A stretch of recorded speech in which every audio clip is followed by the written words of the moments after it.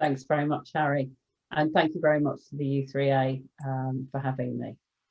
Okay, population health history. How did the southwest of England fare in the second half of the 19th century? And as Harry said, I'm going to be talking about work I did during my PhD. I'm also going to be talking about work I did with the late Professor Bob Woods at the University of Liverpool when I worked as a research assistant on a couple of projects that led to an atlas of Victorian mortality and a book on the demography of England and Wales. Okay, I'm part of the Addressing Health team, as Harry's mentioned, which is led by Professor David Green. And then there's Dr. Doug Brown, who I think is in the audience, Dr. Kathleen McElvenna, Dr. Laura Newman, who's, as Harry said, is taking some well-earned leave, Harry, and two PhD students, Natasha Prager and Holly Marley. And thanks everyone for coming. Okay, so I'm going to talk about three things in connection with population health history. I'm going to talk about healthy districts. How do we classify environments as healthy or unhealthy? I'm going to talk about the urban penalty. So this is living in cities and towns and why that's bad for your health. And I'm also going to introduce a concept that I developed in my PhD, the industrial penalty. Why there might be areas that might otherwise be broadly rural, but might have an industrial environment. And in the case of the Southwest, I'm going to talk about tin mining in Cornwall, that might be deleterious for health, and much more so than just living in otherwise rural environment would be. So starting in present day, this is a map which we're all too unfortunately unfamiliar with. This is COVID-19 cases up to the 1st of October 2020. This is the 7-day rolling rate. And what you can see is that Plymouth and Exeter, being cities, have the highest rates. Though throughout the pandemic, the Southwest has had lower rates than the rest of the country and has a death rate less than half of the highest region, which is the northwest of England. So it's strikingly healthy. Has the Southwest had an advantage previously in the past as well as today? So I'm going to focus on Devon and Cornwall because they're the areas I studied in my PhD, but some of the maps are national and you'll be able to compare the Southwest to the rest of the country. Essentially, low population density reduces risk of transmission of infectious diseases. This was clearly very important in the 19th century, and it's become important again with COVID. But were there inequalities in this? As we can see here, there's rural-urban differences. Were there any others? So, disease environments. William Farr, who was Registrar General, coined the term healthy districts, and many of these were in Devon and Cornwall in the late 19th century. And then the late Bob Woods further classified districts of England and Wales, focusing on 4 domains. So that's crowding, air, water, and phthisis, or respiratory tuberculosis. And based on mortality from those diseases and the age groups that were most associated with them. So he looked at 2 periods, 1861 to 70 and 1891 to 1900. So for crowding, the measure most associated with that was measles early childhood mortality. So that's deaths in the ages 1 to 4. For air, he focused on respiratory diseases and diseases of the lung. Classifications were slightly different in the 1860s and became a bit more sophisticated by the 1890s. And that was looking at respiratory diseases in older age groups, so age 65 to 74. For water, he used diarrhea and dysentery infant mortality rates. That's mortality in the first year of life for both periods. And then for phthisis, respiratory tuberculosis mortality, it's age groups 20 to 24 and 25 to 34 for both periods. So anywhere that's shaded white, and there's quite a lot of Devon Cornwall and the wider southwest that is shaded white, had life expectancies of birth in this period of over 48 years. Now, that may not sound particularly high. The lowest life expectancy in the world today is in parts of Africa and is around that level. But at the time, that was high. What's important to note is that high life expectancy doesn't indicate death around the age of 50. It indicates generally high levels of mortality in infancy and childhood, which drive life expectancy down. The three towns of Plymouth down here, and then Exeter and the surrounding areas had of St Thomas around Exeter were all in Group 2. Group 2 in black, life expectancies of birth under 48 years. And that's similar to other cities, Liverpool, Manchester, those sort of locations. Unsurprisingly, high population density leading to high infectious disease mortality spread. The majority of the rest of the districts in Devon and Cornwall would fall into the healthiest area were it not for having higher risk in one of the 4 domains. So those areas are shaded with diagonal lines.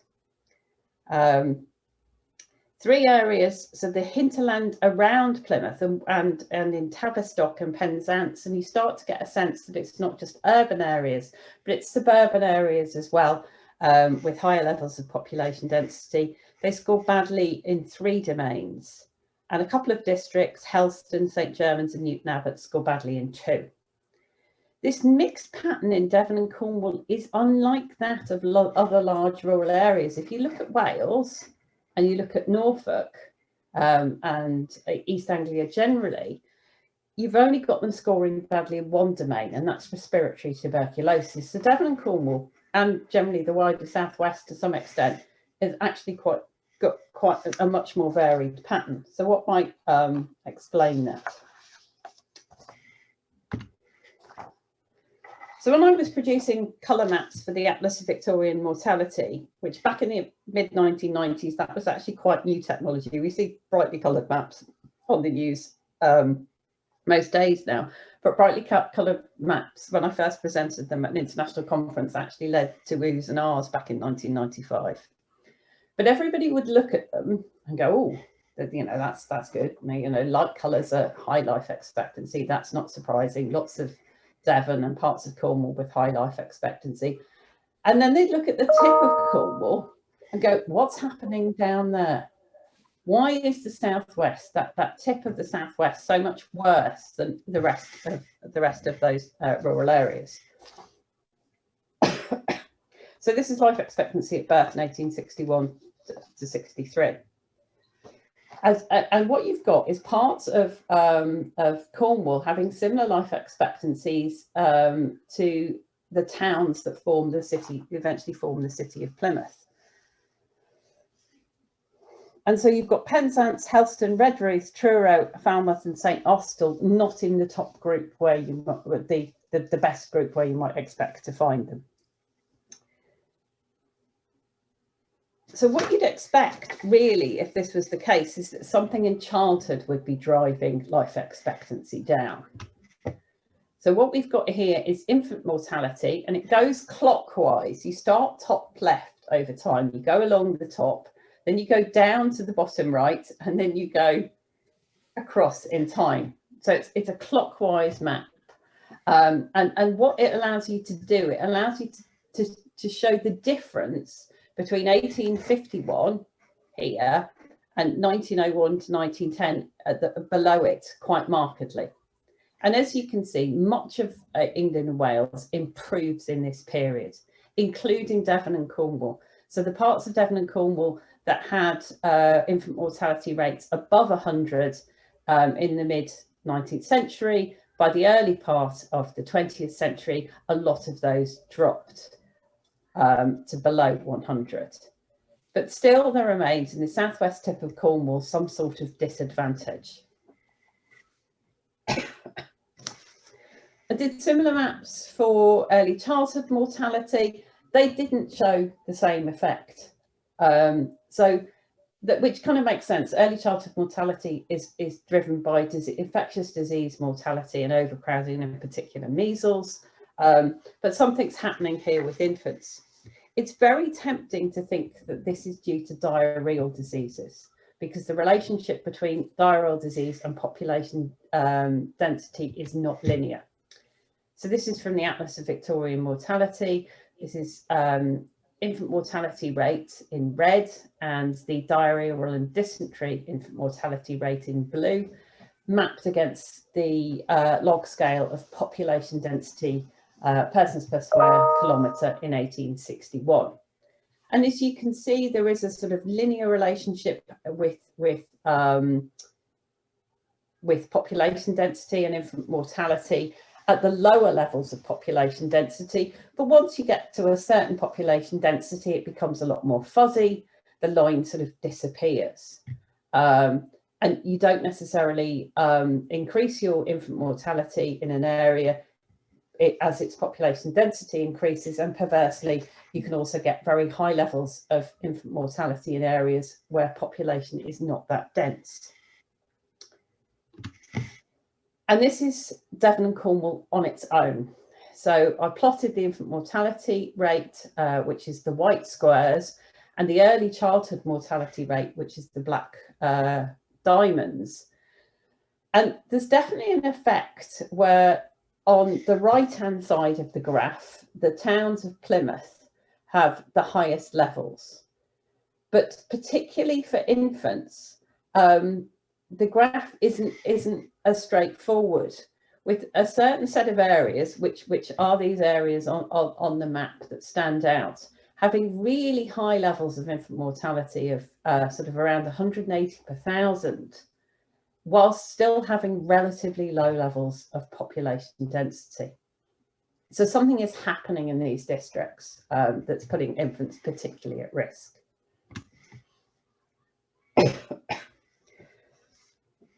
So how are the tin miners themselves doing?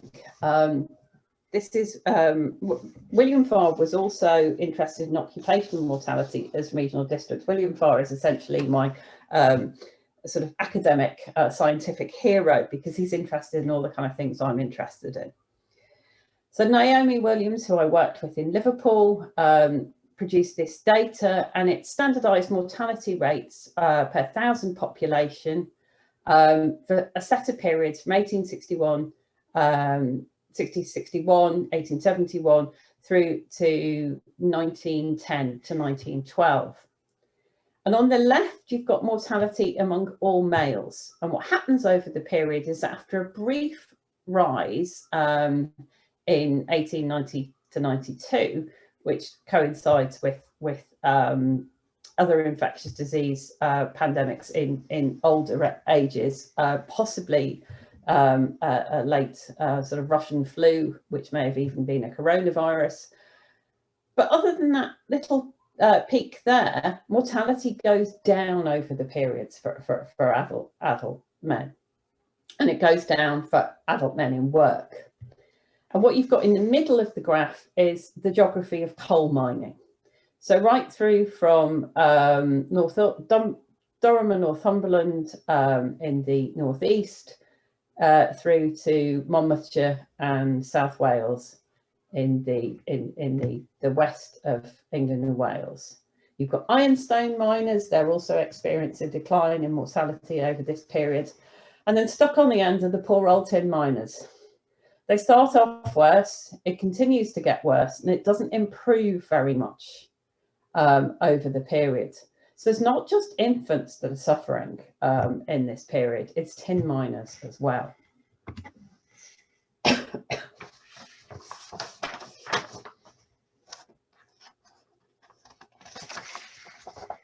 Just go back to that one. The majority of deaths were from consumption and respiratory mortality, and this was noted in the Mining Accidents Journal. There was also poor sanitary conditions in the mining districts, and these were noted by a local government report from Redruth in 1877. There was also technological change in the period, which was detrimental to the health of miners. So a new machine drill was introduced, and the amount of dust that produced increased, which obviously was harmful for health. The attempt that the industry brought in to improve the health of the miners was not what was done in France, which was to provide showers. Instead, they provided water jets to wash the dust off the mine, and that actually led to the dust and the water getting spread onto the miners. The miners didn't like this. Obviously, they were getting wet. It made it incredibly humid, so they turned these water jets off. And therefore, the industry could blame the miners for their own poor health. In the later period, so in the early part of the 20th century, in a paper discussed by Proctor in 1999, there was also a focus on poor hygiene. And again, the miners were being blamed. Yet comparatively, compared to what was happening in other parts of the world, where showers and bathing was being introduced, the miners were actually being unfairly treated. Unlike tin miners, women in Devon Cornwall had higher than the national level of life expectancy.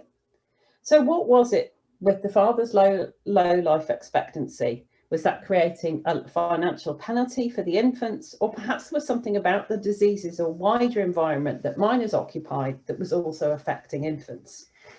So to answer these questions, I spent time in archives in Exeter, Barnstaple, Truro and Redruth, trying to unlock an explanation. I used medical officer of health reports, and that's what we're using in our addressing health project, but I used the local ones rather than ones for a particular industry. And I also had a journal from a medical officer of health where he essentially wrote down what he saw, which was fascinating. The records were patchy and varied between places, and to some extent those records actually almost reflect the interest that the local area was taking in its population's health. So I looked at the Honiton urban and rural sanitary districts, and they had a largely complete set of handwritten reports from 1877 to 1914. I looked at the 3 towns of Plymouth, and they had printed reports from the 1890s, and there were some brief reports from East Stonehouse, but not as extensive as Devonport and Plymouth themselves. And to capture an industrial mining area, I had the journal of the local medical officer of health from Phillack, which is near Hale in Cornwall. So what actually could the medical officer of health have done? In rural areas, they were part-time. They earned around about 10% of full-time medical officer of health wages if you compare Honiton with Exeter. What they did do was promote breastfeeding, discourage artificial feeding and supplementation, and protect the wider milk supply and food supply. They were involved along with inspectors of nuisances, which is one of my favourite occupations, though it must have been a pretty horrible job, in ensuring clearance of cesspits, rubbish removal, street cleaning, disinfection of buildings and clothes, isolation, vaccination against smallpox, and reductions in overcrowding. So on the subject of breastfeeding and artificial alternatives, the Honiton Medical Officer of Health was rather didactic. That was quite common in this period. So he writes, "I know from experience that great ignorance prevails among the poor on the matter which is supported by the temptation of cheap products largely advertised as useful and good food. I'm forever preaching," and he actually uses the word himself, "I'm forever preaching in the district in which I practice that corn flour prepared in the usual way with warm water only is about as useful as diet as paving stones and nearly as dangerous." He did actually praise mothers when infant mortality went down. So he did seem to see a link between their behaviour and infant health. One of the Stonehouse medical officers of health noted link between the milk supply and infant well-being. In Devonport, blame was also laid at the mother's feet, but the medical officer of health noted the link between hot weather and excess mortality at the turn of the century. Essentially, some very hot weather at the turn of the century led to infant mortality rises. And these infant mortality rises were described by Williams and Mooney, so Naomi Williams and Graham Mooney, as the sanitary test. And lots of places in England and Wales failed this sanitary test. Yes, they had water supply and sanitation, but it wasn't really up to the job when the weather got too hot. In the Plymouth district, the focus was mainly on the safety of food supply. There's quite a lot talked about to do with kind of things like fish supplies and things like that. But he also writes about milk. To call this stuff condensed milk is unquestionably misleading to the public, and doubtless the health of infants fed on it is prejudiced by the absence of one of the most necessary and nutritious constituents of milk. The absence of any kind of regulations to control its sale is much to be regretted. And he's talking about fat, and that's really important for infant milk. And now we do have legislation that prevents the sale of artificial milk being advertised until children are at least 6 months old. So if you see artificial milk adverts on the television, they'll sort of discuss how they're not suitable replacements for breast milk, and they're very much got to be targeted as follow-on milks rather than milks from birth.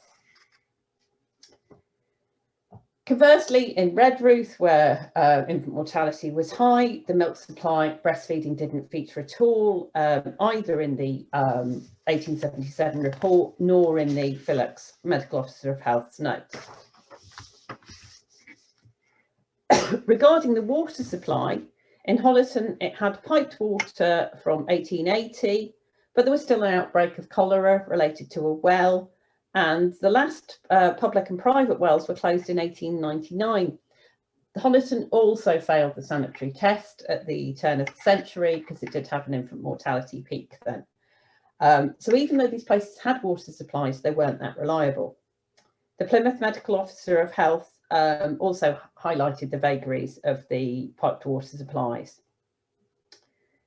But at least they had something. And in 1877, there was almost no sewerage or drainage in Redruth, and little interest from the Sanitary Committee to address this. Unlike in nearby Hale, which was part of the Penzance registration district, which had a piped supply supplemented by standpipes. By 1893 in Phillack, when there was a leaking cesspit, rather than repair it, the local government board just closed it down. Following an outbreak of typhoid in 1894, the Sanitary Committee merely removed the pump handle. They're not introducing a water supply. There was further deepening of a local well against the Medical Officer of Health advice. It must have been a fairly desperate job being the Medical Officer of Health there, because they didn't listen to anything he did.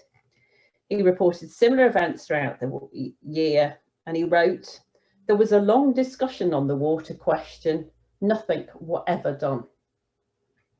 So moving on to overcrowding. In Honiton, there was very little focus on overcrowding, unsurprisingly, with population density of 4.6 persons per house.